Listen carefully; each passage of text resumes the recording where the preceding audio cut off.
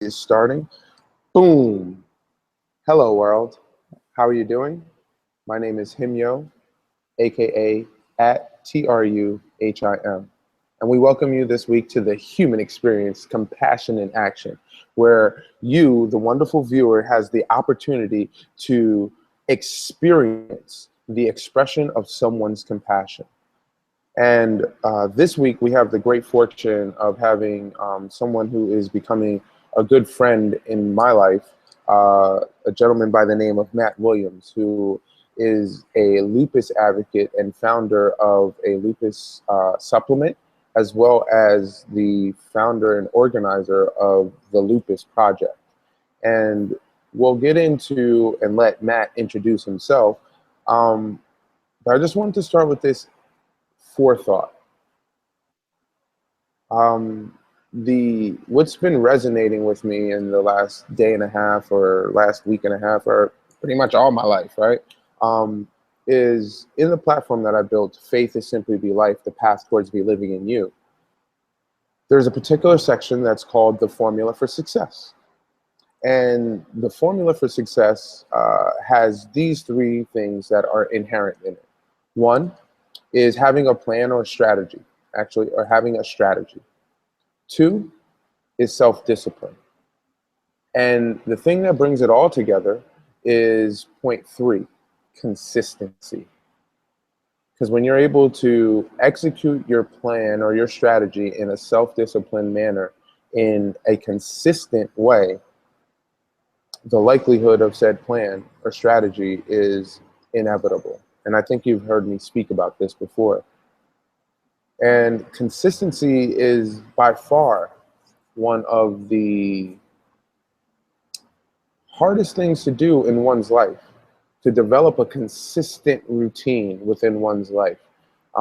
Is something that is a struggle for myself, and is something that I'm working on day by day, day by day.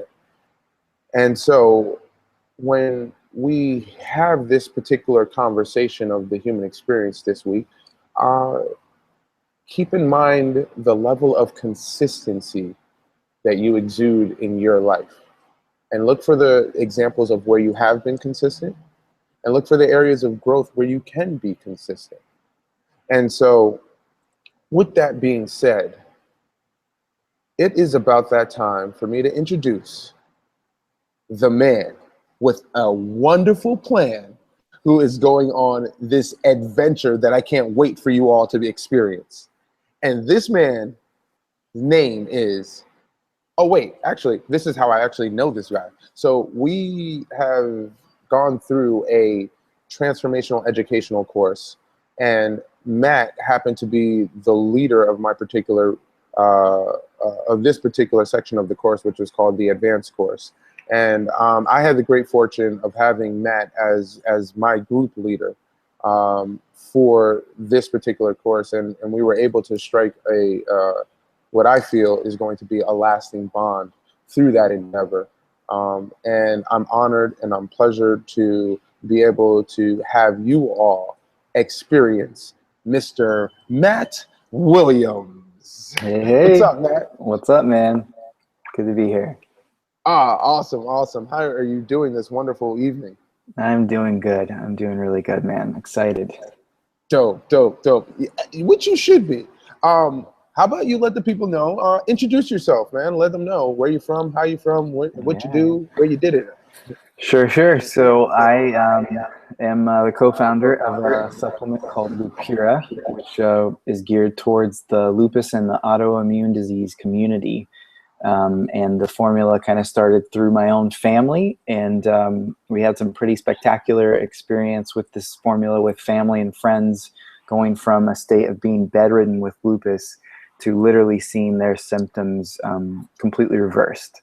So we decided to market the supplement to the lupus and autoimmune community, and so that's kind of how that all started. And then from my experience within the lupus community, I really kind of got a sense of lack of community and lack of support for them. And I wanted to do something, an event, some sort of an experience that would really create that sense of empowerment and community to people suffering with lupus in Southern California.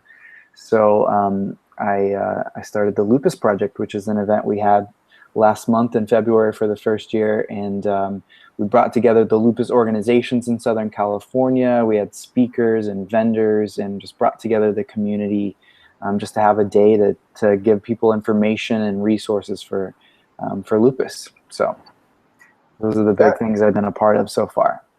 That is awesome. So you basically, from that, you found a need to want to express your compassion in helping a family member who was dealing with this ailment, and through that you found a way to be of assistance and to be of service, not only to that family member but to a larger community. Yeah, to share with other people. Yeah, and that's awesome. So that leads me into the first question, which is, which do you trust more, your heart or your brain?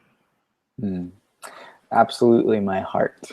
Yeah, and you know, I teach yoga too, and when I went through yoga teacher training, one of the emphases of the whole practice was really learning to trust your intuition as a place that centers from your heart and not from your mind. And we even looked at some research. I mean, there's even research that people who have had heart transplants have literally gotten information that came from the person whose heart it was originally in, like information they would have never known from the survivor. I think the book is called The Heart Map. Anyway, it's a fascinating look at just how powerful the heart is as literally like our source of information, our source of intuition. And in, you know, in most cultures, if people asked you, who are you, they would point here, which is where your heart is. They don't point here. When you say, who are you, they say here. This is who I am. And that really is the source, I believe, of who we are. It's the center of who we are. And it's something, though, for many of us that we get cut off from. We live up here, so we're living from the neck up as opposed to from the neck down, and really like inhabiting our heart and letting that be the source of who we are. So anyway, that's a long answer to your question, but it would definitely be my heart. Well, no, that's exactly what this is all about, you know, being able to express, you know, what comes from the heart. And I often tell people that you're not dead until your heart stops beating, right. You know, and that is the connector to the source. So I definitely I feel you on that answer, and thank you for expressing it in such a succinct manner, because that shit's dope. Anyway, so as we go on to in that, right? And so I think the going from, you know, heart to brain to another expression, and my question to you is it better to have beauty or be beautiful? To be beautiful. And of course, clarifying to be beautiful is really creating your own beauty. It has nothing to do with just, you know, the idea that we would think of it in conventional terms of a person being physically attractive or unattractive, but beauty being something that you create as opposed to something that you actually have. And, you know, I certainly believe that we are intrinsically beautiful in our very nature, and it's who we are, but we lose touch with that. We get disconnected from that. And really, when you are able to recognize it in yourself, you're able to then create it in situations and with people, and hopefully to show them their own potential and their own beauty. Wow. Okay. So then when did you find out that you were beautiful? I found out through a meditation practice, which for me started about 8 years ago. I grew up from a very conservative evangelical background, and my experience with with religion and of God was that God was this thing outside of myself, and I was actually born with a very sinful nature, and wasn't very beautiful, and I didn't think of myself as very beautiful. But when I started the practice of meditation, I really got connected to my own being, like to my own nature. And I experienced myself on a level that I never had before. I experienced God on a level that I never had before, Mm. which was really seeing that it's not something outside of me or something separate from me, but it's actually who I am. And it is my true nature. It is that beautiful nature. And for me, like, meditation was a pathway to actually like viscerally experience what that's like at a deeper level as my own self. So Wow. that's kind of how I came to experience that. Wow. Okay. Okay. And sheesh. Yeah. The power of meditation, and how that journey on that inner journey helps you with that outward um, travel. The more we look in, and are able to look within us and into our deepest crevices of who we think we are or feel that we are, is the way that we are able to express that which we find that's going on in that inner universe, right? In that connectivity that's Mhm. there. And so, um, which would lead me into, so when was the last time you cried? When was the last time I cried? Yeah, 2 days ago. 2 days Um, ago. 2 days ago, yeah. And it was all around the decision to move to France, which we can talk about it in a minute if you want. But I'm selling my home. I'm leaving my friends, my family, my community to embark on a new journey. And I was having a conversation with my mom about the decision to leave and to move and to sell my house. And to be honest, I had been in such a space of feeling so overwhelmed with Mm. the transition that I really was kind of disconnected from my heart, from my emotions. And having this conversation with my mom and hearing her compassion and her empathy, like, it kind of opened up that portal that I hadn't been able to access. And I cried, as I shared about the move and the transition. Oh wow, that's awesome. I Yeah, know. I'm sure that was like such a freeing experience for you it to be was. able to It was. Yeah. finally let that build up out. Yeah, Yeah, definitely. yeah. The importance of crying. I can't even remember when's the last time I really, really cried, which I've Mm. been wanting to do for the last, maybe probably about a month, to really Mm. just let some stuff out, but haven't been able to tap into that space or place as of yet. Um, but I'm sure it's coming soon. Mhm. And so, oh, okay. So you're about to move to France, right? So Yeah. then this question is a very optimal question for you, which is, what are 3 words that you should know in every language? 3 words. Love, community, and I'm going to say self-realization.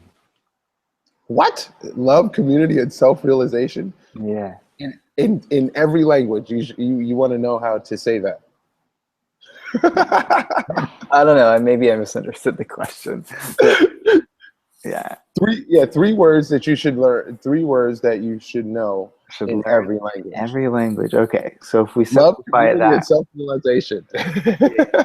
So in that case, let me simplify and make it um, hello, thank you, and I love you. All right, awesome. Yeah, so love does still play a major role, Yeah. I think, in and being able to express that in every language. I think it will get you a hell of a lot farther Yeah. than than some other words in there, you know. But there is something I actually kind of wanted to jump a little bit back into, which had to do with the fact that you're doing and working with lupus, and finding out this supplement, and developing and creating the supplement. Could you go over some of the statistics of the communities that lupus really affects? Sure, sure. So with lupus, 90% of the people affected are actually women. Mm. So it's, primarily a female disease. And then from that demographic, You have 1 in 3 people that are African American are more likely to get it than, for instance, a Caucasian person. So the highest demographic tends to be the African American and the Hispanic and Asian communities. So, that's been a lot of the opportunity to work with those communities for this product. Now, see, so now that question was kind of like a setup question, because we were dialoguing yesterday, and you were giving me like the background of where you came from in Missouri and what that was like growing up in that town.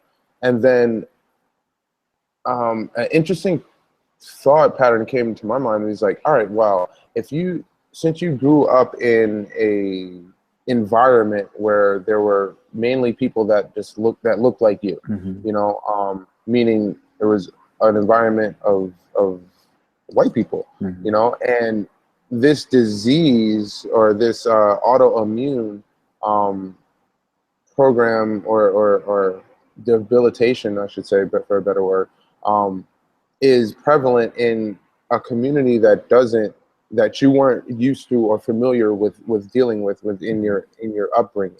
Sure. So how has that how have you found the navigation of that, coming from like not really having a lot of interaction in your growing up and rearing with other communities, to now dealing with a supplement and jumping into an endeavor that is primarily the main people that are affected are primarily not from your background? So like, what are you learning in that interaction? Well, if I'm being honest, to some degree, it brings up feelings of inadequacy. Like when I question myself, like if I am able to be the kind of voice that I want to be to, a community that I don't have that much experience with. As far as my connection to my upbringing, like I always had a sense of, I don't belong here. Like I just felt like I had different ideas about life and life experience beyond the limited community that I came from, which, as we shared and talked about yesterday, was a very conservative white neighborhood, and I wasn't around really any minorities growing up, but it was a very it's been a very natural and easy process. But that being said, like again, I felt these inadequacies, like who am I to be this person with this supplement, speaking to a community that's a lot of minorities that I'm not a part of. And women. And women, yep. And women. But, I guess to switch to the event side, sort of the Lupus Project, the event that I helped to coordinate, I met some fantastic people, 2 of which were African-American women that just were so open and so embraced me as part of this community, who I previously had no experience with, and they just came with open arms and welcomed me into this community. And I feel like such a great love and compassion for both of them now. And so that's really opened me up to a whole nother of relationship and community that I didn't have before. And it feels really exciting. And so I feel the inadequacy that has been there from the beginning feels like it's slowly just lightened as I've been able to create these relationships and seeing how these other people are so welcome and open to me, and hoping for more of that.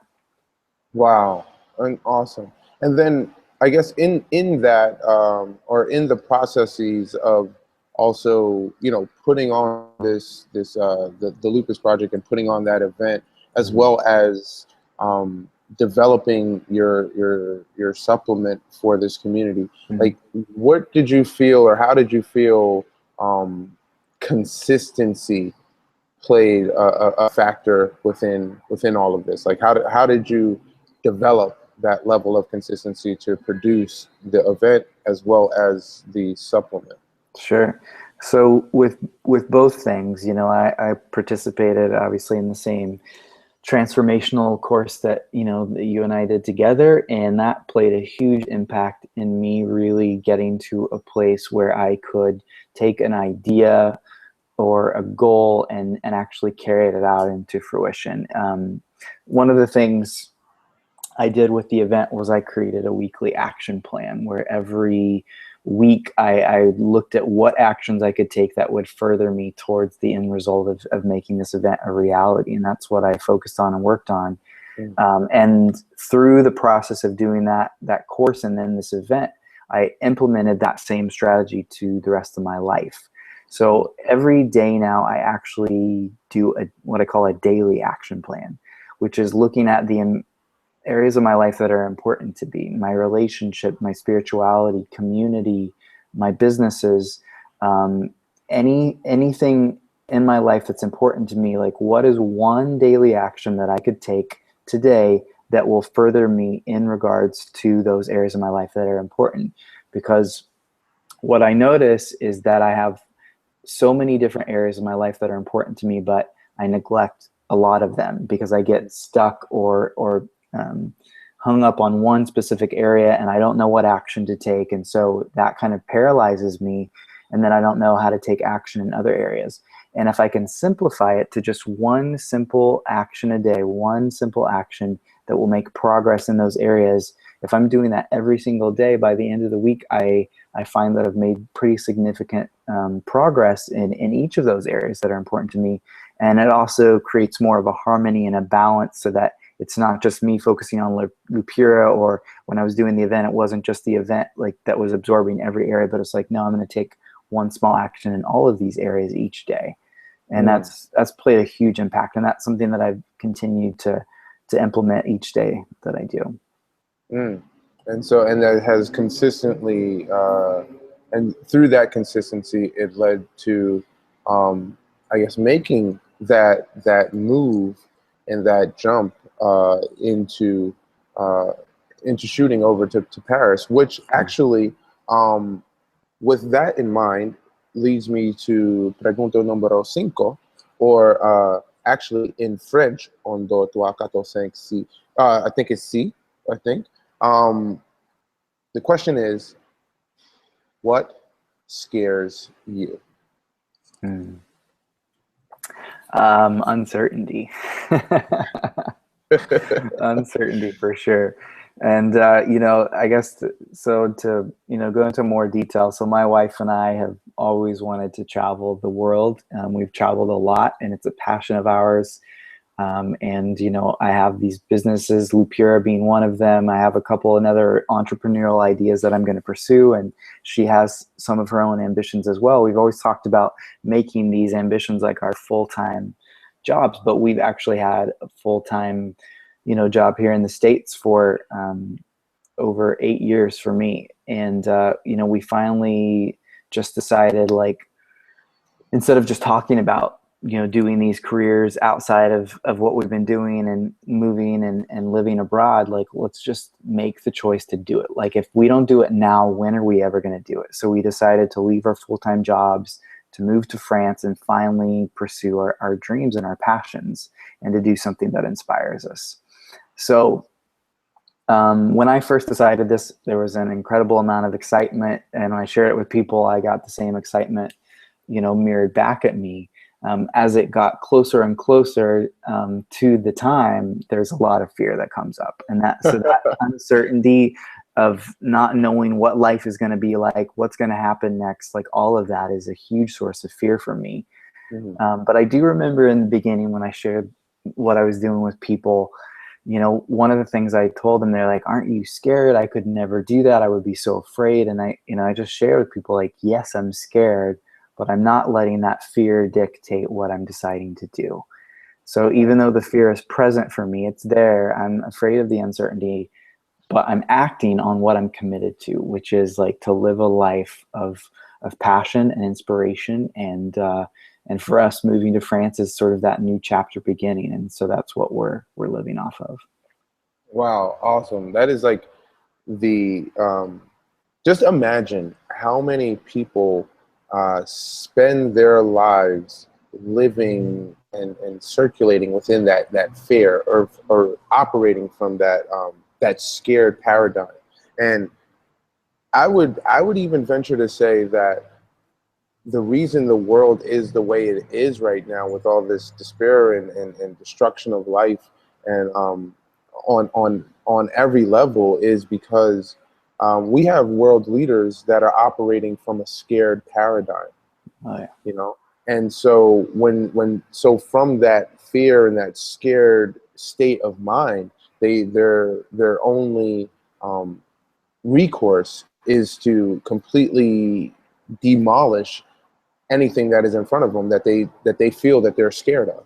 You know, when there is so many other ways to work through that scaredness. And your example of you and your wife's example of how you push through that fear and being scared, and found beauty and fulfillment and aliveness on the other side of it, is to be commended, sir.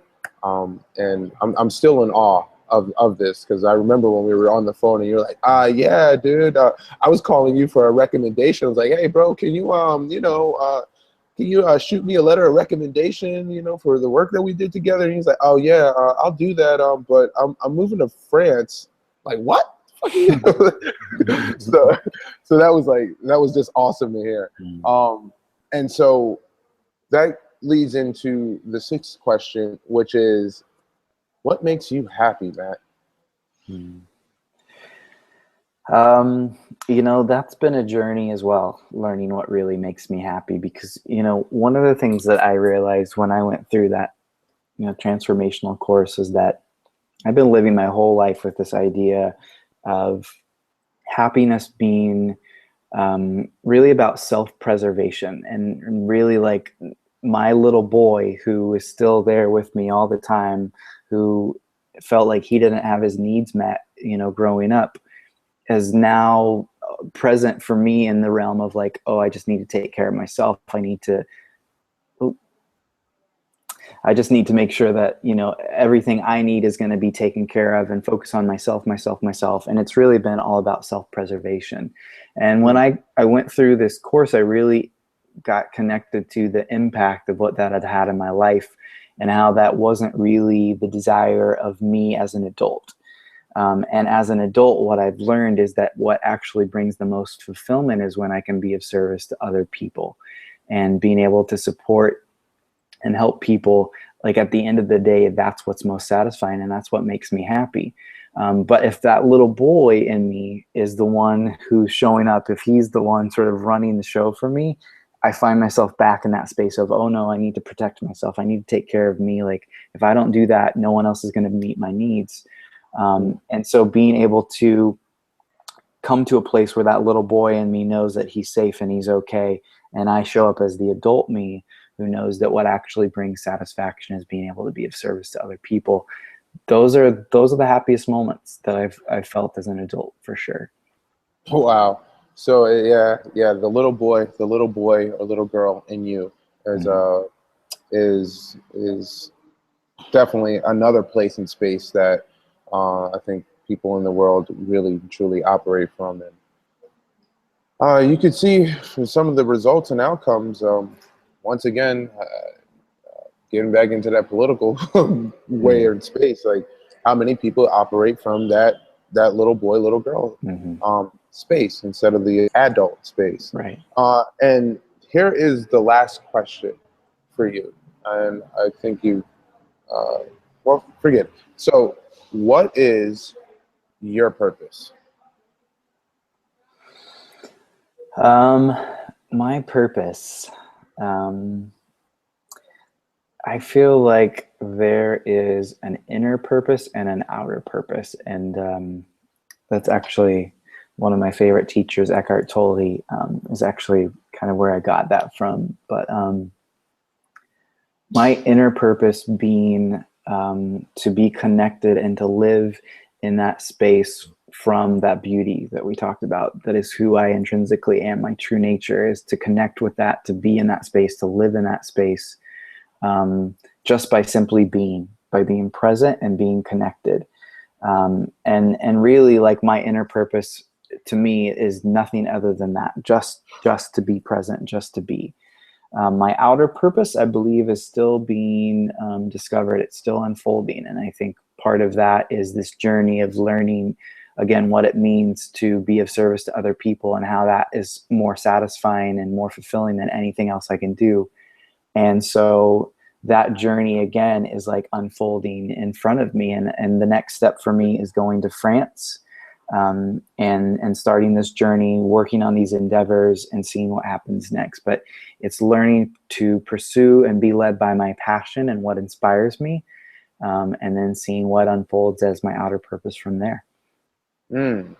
And also going back to our theme of consistency, and what I'm hearing from you is the way that you continuously hone, and when you found that inner purpose and you continuously worked on cultivating that and bringing that out, as you consistently did that, the outer world expressed to you how you can best use that inner purpose. And I feel that's where Lupura came from, and that's where the Lupus Project came from, and that's where, you know, all the further entrepreneurial endeavors that you're going to embark on are going to come from, as you continue to build it in a consistent manner on that inner purpose.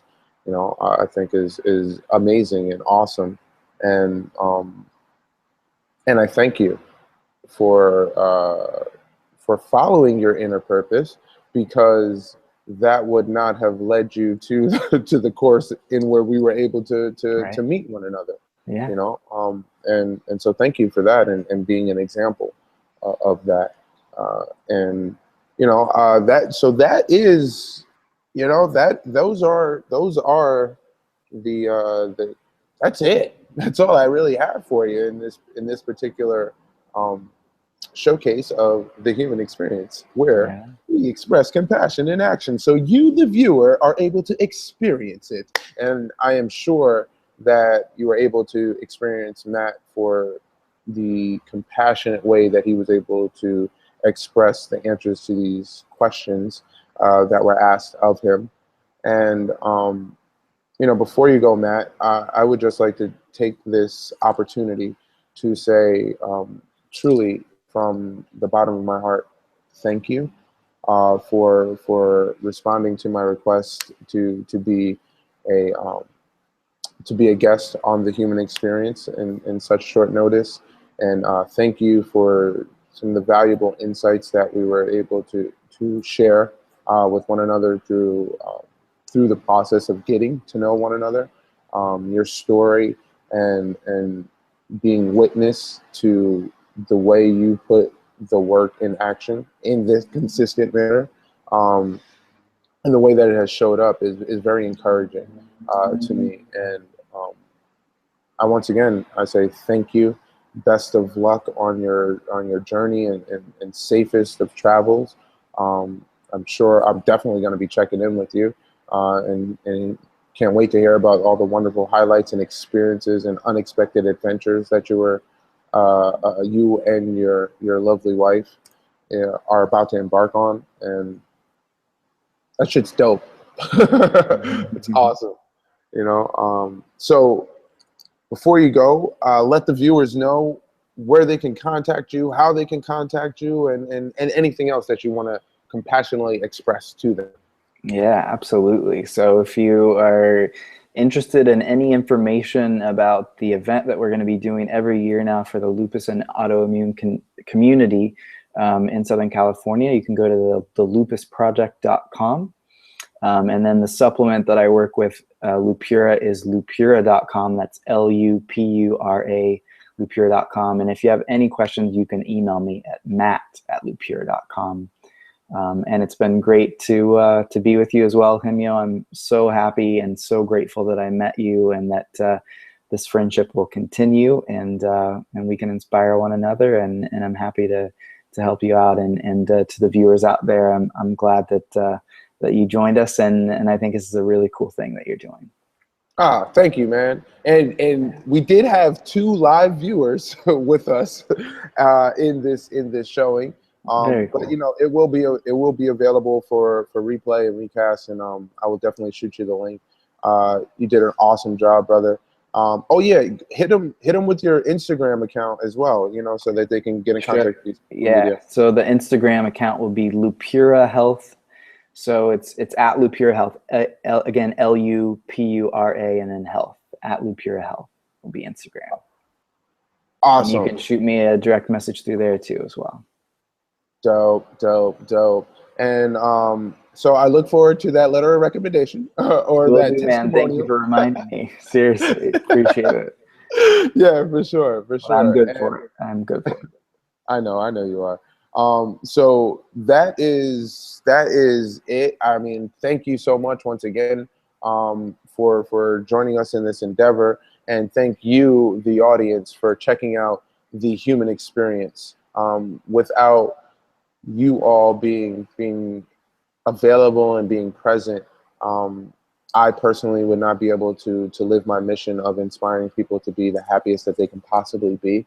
And this is just one endeavor that I embark on to really try to um, let people know that you are loved. There is somebody out there that wants to listen to you, and that you're valuable, and the world would not be the same without you in it. And you're here for a very special purpose and a very special mission.